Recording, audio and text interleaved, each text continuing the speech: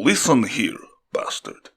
Of course the Tsarina is our ruler, and her authority is boundless, but you still aren't going in without the boyars say so, okay?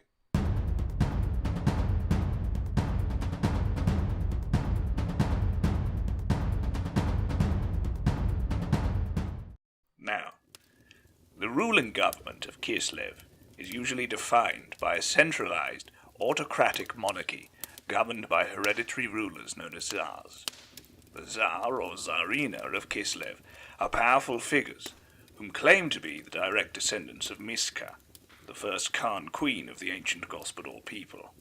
In theory, the Tsar has absolute power within his kingdom, for they are considered the spiritual and political rulers of the land and its people. The Tsar has the power to issue his own political edicts, create new laws, command vast armies, and gain the fealty of all subjects living among Kislevite lands.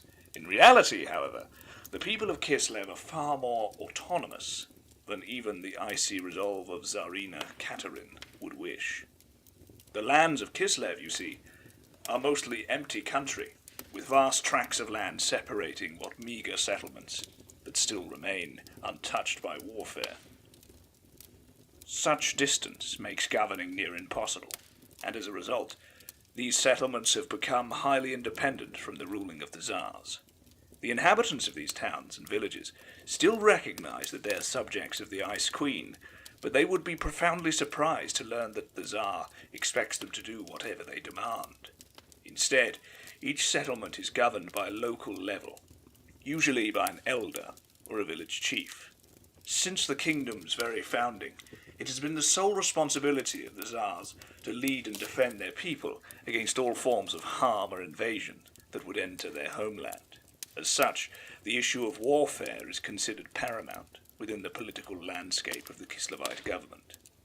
The threat posed from the northern waste is considered real and imminent, for it is, and as such, all leaders are assessed in terms of how well they can defend their people from outside. Often, this means that the peasants put up with new taxes, rather than risk weakening their defences. But it can lead to a nobility withdrawing unpopular taxes, as discontent among the common folk makes for less effective warriors. This political climate ensures a mutual dependence of cooperation between various feuding nobles. The heart of Kislev is here, a heart of ice, holding us firm in the face of great threats. The heart of Kislevite government lies within the Tsarina's enchanted palace of ice, located within the very heart of the city of Kislev. Its walls, ceilings, and floors are constructed of magically fashioned and maintained blocks of ice, formed by the powers of Katerin herself. It is from here that the Ice Queen governs her realm, through her agents and generals rather than at the front like her predecessors had. This, however, does not mean that she cares little for her kingdom. Indeed, this simply reflects the personality of the Ice Queen, as Katerin is a stern yet caring ruler whose drive is to simply improve the power of her realm against those who might seek to topple it. One such drive is her attempt to cement a centralized authority. Tsarina Katerin has declared that she is the source of law and justice. Thus, any attempt to make or even enforce laws is a criminal act unless the person in question is authorized to do so by the Tsarina or by her representatives. To enforce this new law, Katerin uses the ruthless efficiency of the Chekist, which are the Tsarina's secret police. The Chekist are the eyes and ears and sword of the Tsarina's rule. Should one of her subjects break or abuse the law, they are often taken into custody by the Chekist. Loyalty and efficiency are the hallmarks of the Chekist, and though they may arrest and torture innocent people from time to time, they have never convicted and executed the wrong individual. Below the Tsarina's rule are a myriad of nobles with a variety of titles. However, the nobles which have actual, real power and significance within Kislev are divided between two titles. The Druzhina are the lowest rank within Kislevite nobility, a title that is generally given to leaders or village chiefs of a Kislevite settlement. The rank of a Druzhina is traditionally a hereditary title. The Ice Queen has been known to use the title as a reward to those individuals who publicly affirm and support her power and authority. Above the Druzhina are the middle-class nobles known as the boyar. Across most of Kislev, the boyars are the most powerful individuals within the land, for they hold fealty to a great number of settlements and other Druzhina nobles under their rule. Due to the lack of a centralized government, the local power each boyar wields has made them far more important than one would think with their nobility ranking. In the presence of the Tsarina, there are certain rules that must be followed, ensuring proper etiquette of the Tsarina's palace guards, dangerous men of peerless skill in arms, and a resilience that rivals even the courageous dwarfs of the World's Edge Mountains. While the rules of court are strictly enforced, Katerin keeps them simple. She wants people to keep them, not have an excuse to punish those who break them. The total effect of these simple rules is to keep everyone in court constantly aware of where Tsarina is and where she is looking, and because she always dresses to have an impact, the rules make it difficult to spend any time at court without subconsciously forming the idea that the Tsarina is the center of the world. The rules of Kislev's court are thusly: no one may turn his back on the Tsarina, which means backing away from her primarily. She almost always leaves a room immediately after finishing a meeting, so people can leave easily. No one may sit in the Tsarina's presence.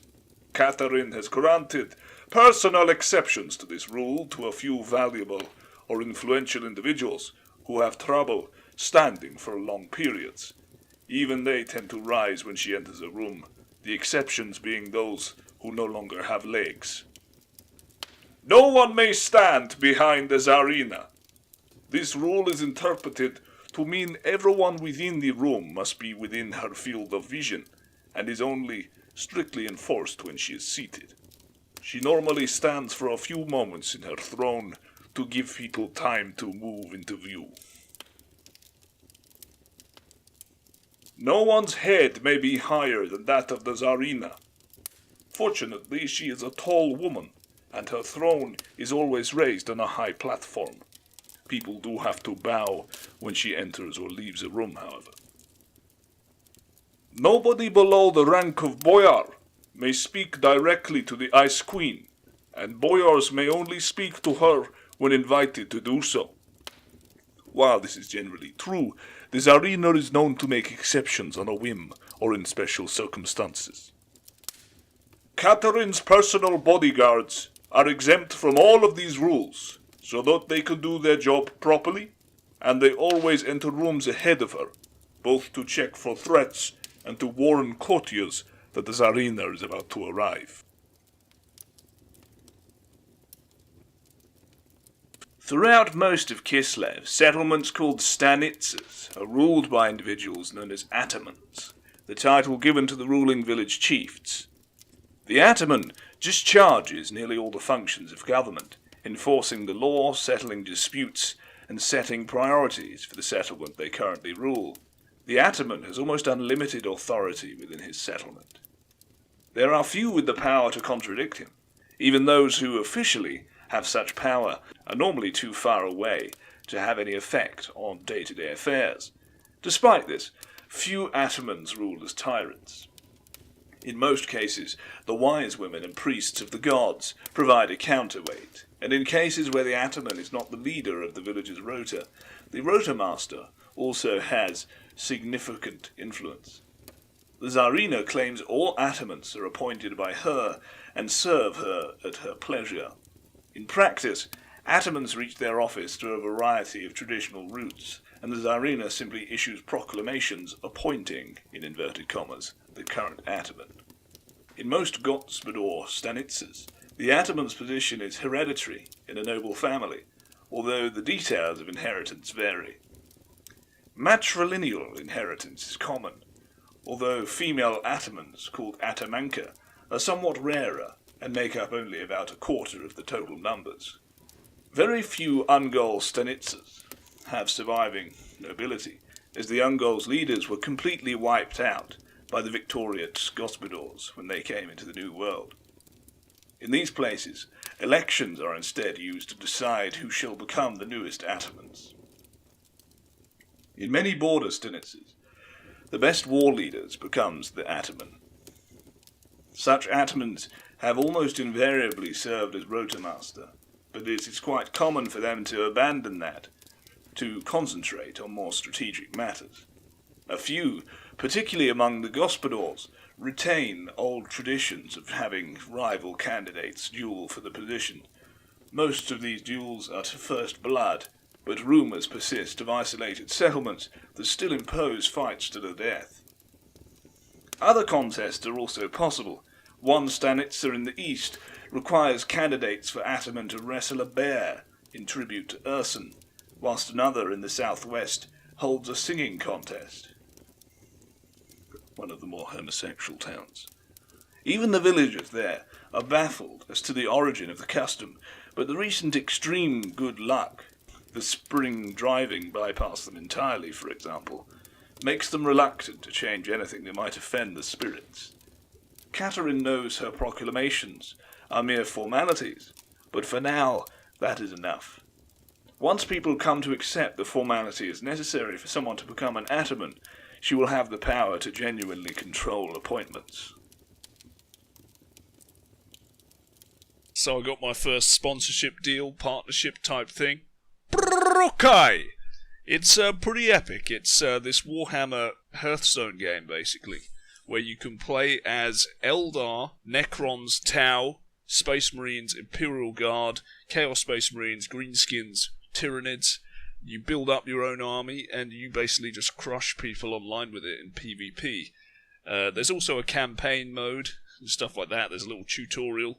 I'm on there, so get to level 3 and you can add me. I'm under the name of LH Library. If you sign up with this link that I've got in the description, I make like a percentage on anything you spend, and they don't control any of the creative output of the channel, so it's pretty epic. I'm going to run this ad at the end of my vids now.